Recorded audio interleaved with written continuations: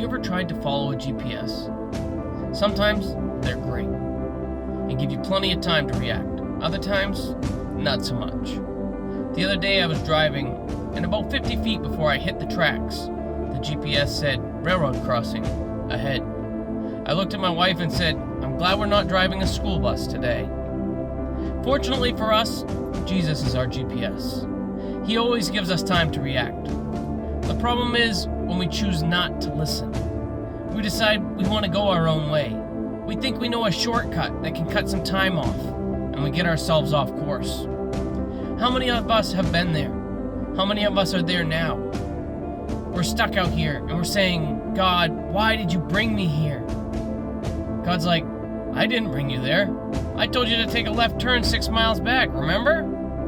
But you thought you knew a shortcut." So here we are. Do you remember the story of Jonah in Jonah chapters 1 through 4?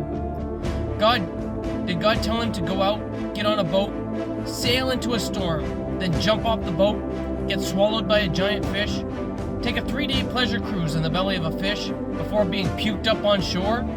No. God said, "Go to Nineveh." That's it. Go to Nineveh and preach. But Jonah had other plans. He thought he wasn't going to do what God said. He decided he was going to go his own way and do his own thing.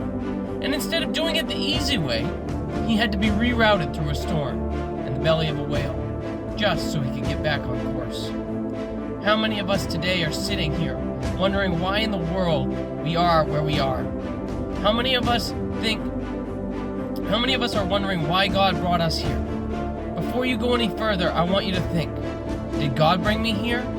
Or was there something he told me to do and I ignored it? Sometimes he has things planned for us. And when we think we know better, or we can get there quicker, he has a lesson or a blessing that we just bypassed because we knew better.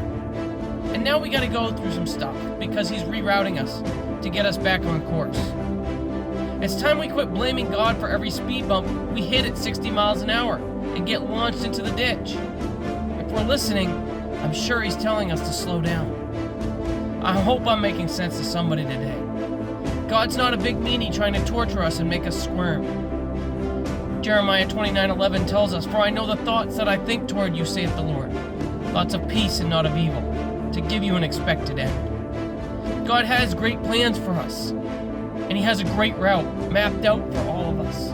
If we follow his leading, he will lead us into his promises. Yes, sometimes the road may get bumpy, but he'll lead us slowly. It's when we get impatient that we find ourselves taking shortcuts, which end up costing us more time and misery. Stay close to God, listen to his instructions, and follow them closely. No shortcuts. If you veered off course, reach out to him, trust him, and let him reroute you. He'll get you where you need to go if you just follow him. Listen to the GPS. Listen to God's positioning system. Remember, Jesus loves you, and we do too.